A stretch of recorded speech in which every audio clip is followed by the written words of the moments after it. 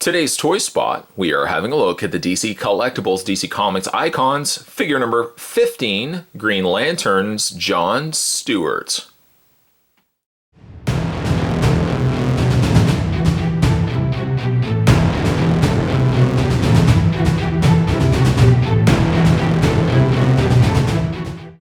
John Stewart was the last figure, or one of the last figures that I had a chance to pick up from the DC Icons line. He comes with a multitude of different accessories, including several interchangeable hands, on obviously energy constructs for his lantern, and the lantern itself. I should actually mean the constructs, obviously for the constructs for the ring, but this is from the DC Comics Icons with a choking hazard. Small parts not for children under 3 years of age. On the side of the box, we've got figure number 15. And then on the back, other figures that we currently have already had a look at. There was the Joker and there was also Firestorm. Haven't picked up Static Shock yet. Apparently he's being released later on. And John Stewart as well. It's designed by Ivan Rice, sculpted by Paul Harding. Finally, just before we open this up, to check out more from the folks over at DC Comics, make sure you head over to www.dccomics.com. Spot's going to take a break and get this opened up. When we come back, though, we're going to get a better look at the DC Comics Icons, figure number 15, John Stewart. There's more heading your way, guys. Don't go anywhere. John Stewart comes with several accessories, but maybe for a change, what we will do is look at the figure first, and then we'll look at the accessories that would kind of go on him. Figure-wise, he's actually, I would say he's one of the better DC Icons figure releases. Having not looked at the Static Shock, in fact, this wave as a whole has been some pretty tough contenders for best figures from this Icon line. John Stewart, I think, turned out really good. I don't have any issues with him. He doesn't have any sort of loose issues that I might have had with previous Icons figures. Let's have a look at his face.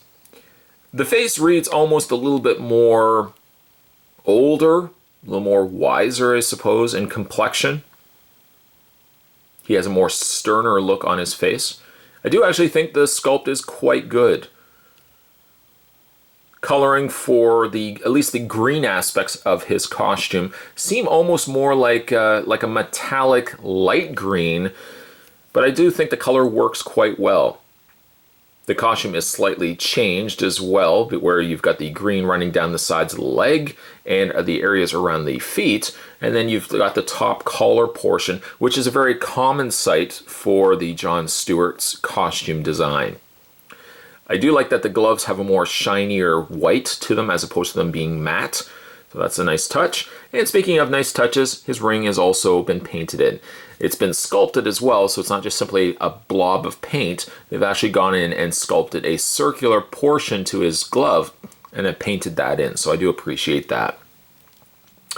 Yeah, I do actually have no real complaints about the figure. I think the figure is quite good if you do like the smaller scale. Now, it's one of the nitpicks that people could make about the Icons line as a whole, is that the figures are a little smaller than conventional 6-inch and 7-inch figures. So there's John Stewart. Now, he does have, again, a lot of different accessories, so I wanted to touch base on this guy first, and then we would look at all the other aspects of him. So what you can do is, now he does come with all these constructs, and you're probably thinking to yourself, well, I don't know how they could plug into place. Well, they went actually as far as giving him an interchangeable hand that you can pop out of place and swap it out for a very similar looking hand, but instead now swapped with now a hole where his ring should be. You can probably see where this is now going. Pop that into place.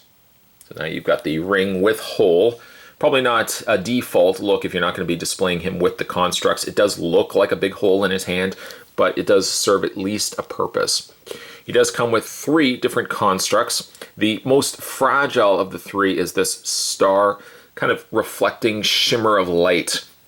They all plug in the same way, and I would advise the most extreme caution when handling this one, as it's extremely thin, fragile, clear plastic.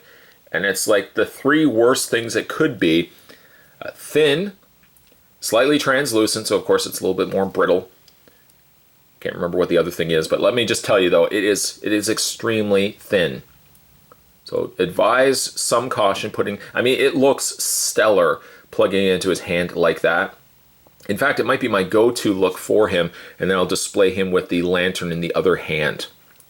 But I wish there wasn't the workaround for this. There really isn't one, other than if they had just made this completely a sphere or like a shield of clear plastic, and then they just sculpted this over top of it, but it would look like a shield. This, at least you get a more accurate read that it actually looks like the light is shimmering, or the ring is projecting light.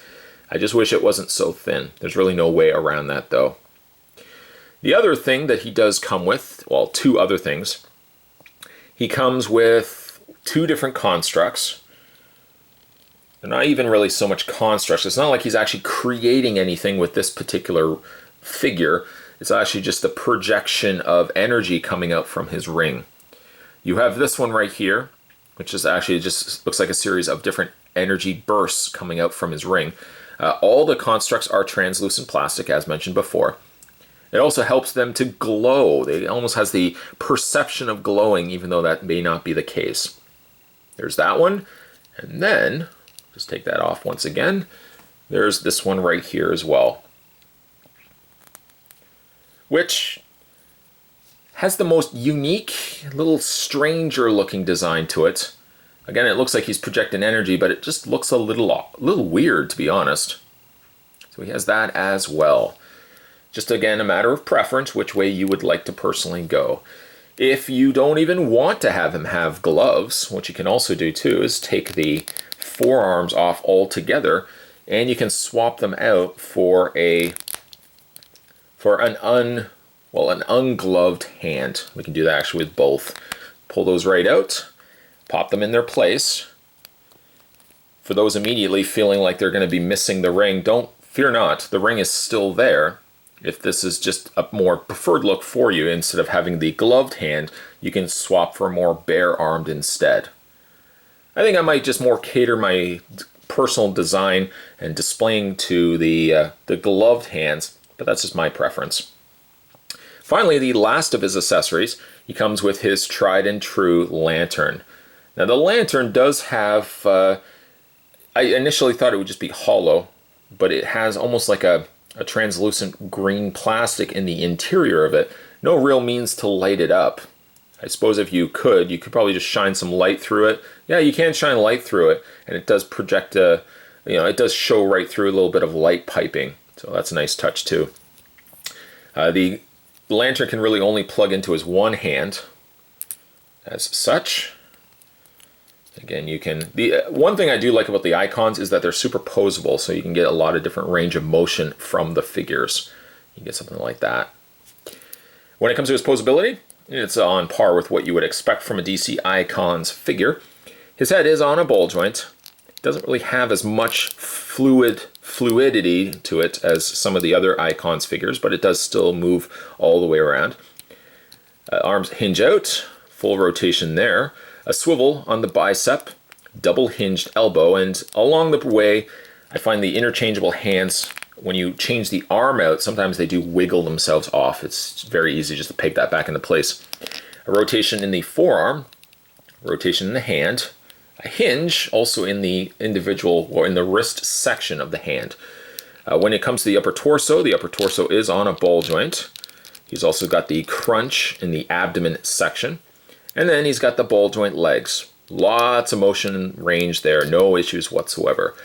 Double hinge knee, and finally a hinge in the foot, which also I might add has an ankle pivot too. So for those who love ankle pivots, you're in luck. Ankle pivot is included. The figure is good. I think it turned out quite good. Some may be slightly disjarred by the fact that the complexion on his face reads a little bit more older. But I actually think it works well. It makes him come across more like a veteran of the Green Lantern Corps. Yeah, I would say it's maybe not to the level of Firestorm, or nor to the level of the Joker, but this wave as a whole, even though we haven't looked at Static Shock, has actually been one of the better waves so far from the DC Icons line, and I hope they continue it. Even though they are a little shorter in size, I think they more than make up for it with great sculpts and loads of accessories. Today's toy spot, we were looking at the DC Icons. I think this was figure 15. This was Green Lantern, John Stewart. Stay tuned, guys. Stay tuned. Spot's got more videos heading your way. Promsies. I would never make that up. More videos are heading your way soon. As always, thanks for watching. See you next time.